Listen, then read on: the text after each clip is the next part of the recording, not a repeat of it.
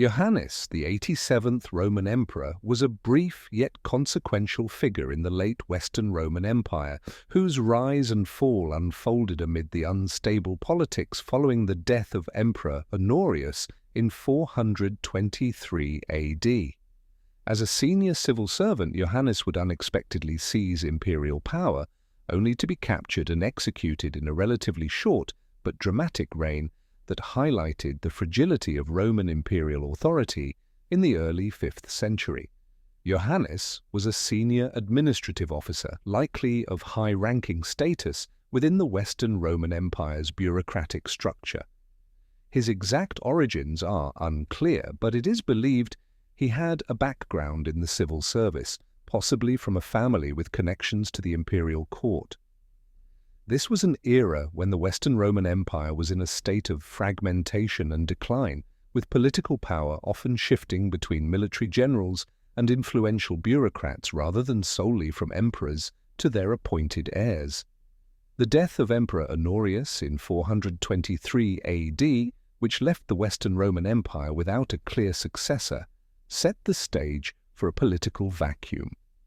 Honorius's death had left the empire in a fragile state, and his immediate heirs, including a possible child or grandchild, were either too young or not widely considered suitable for imperial leadership.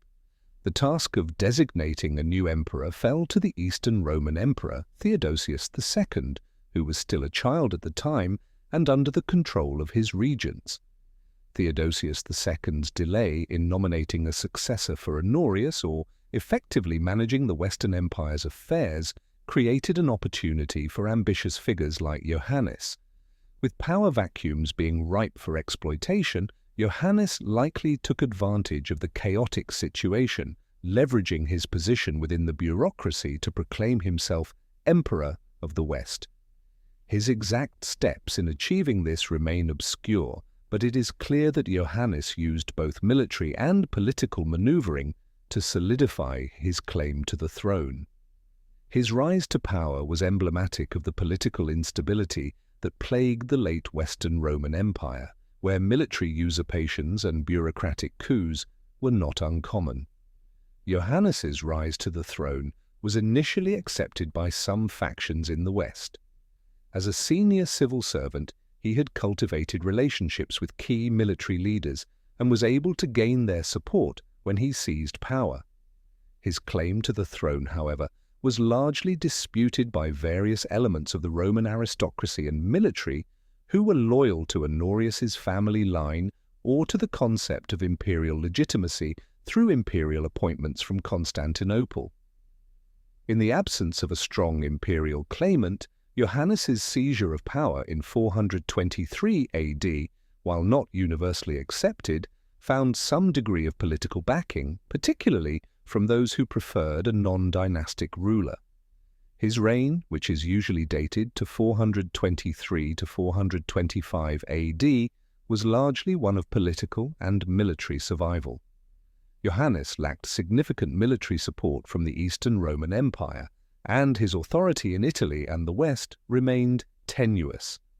The situation was complicated by the presence of strong military figures such as Flavius Aetius, a powerful general who had significant influence in the Western Roman Empire and whom Johannes would have had to placate or control.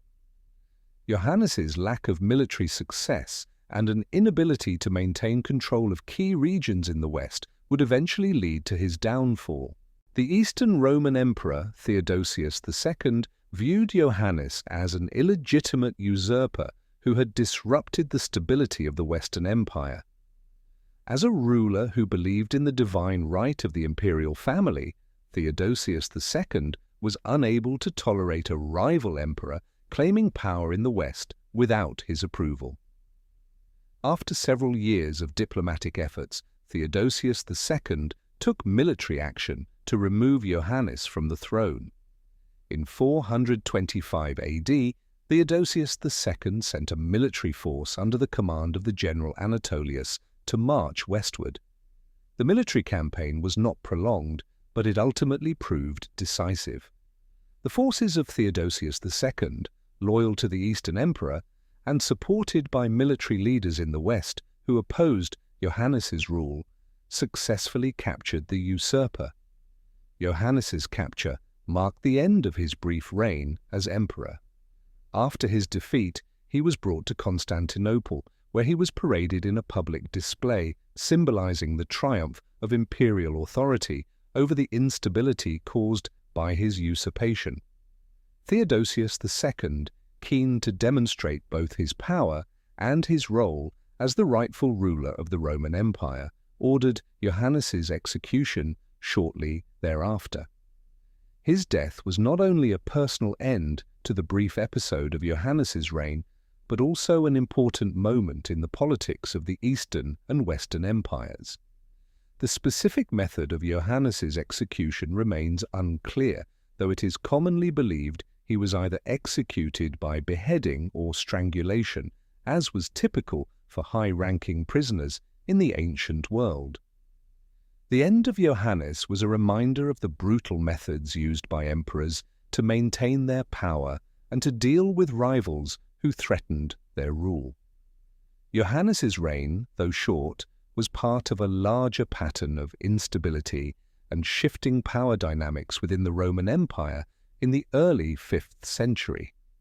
His rise and fall highlighted the challenges faced by the Western Roman Empire, which was weakened by both internal divisions and external pressures from barbarian groups such as the Visigoths, Vandals, and Huns. Though Johannes's time in power was brief and often overshadowed by the actions of more famous rulers like Theodosius II and Flavius Aetius, his usurpation and subsequent execution were part of the continuous erosion of the Western Roman Empire's strength. By the time Johannes seized power, the empire had already been reduced to a shadow of its former self, with much of the power and authority residing in local generals and provincial elites.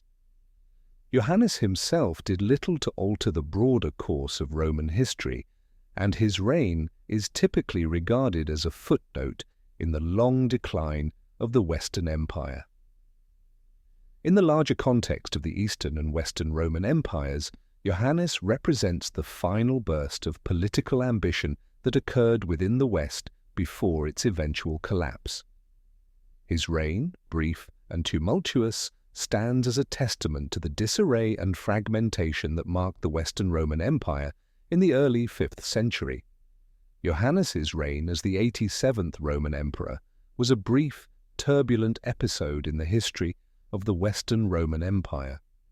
From his rise as a civil servant to his eventual downfall and execution by the forces of Theodosius II, Johannes's life underscores the political instability and factionalism that plagued the Western Empire in its final decades. His claim to power, while based on administrative skill and strategic alliances, ultimately proved to be unsustainable, as it lacked both legitimacy in the eyes of the Eastern Empire and the support of key military figures. In the end, his death in Constantinople marked the end of an era and the continued dominance of the Eastern Roman Empire over the West.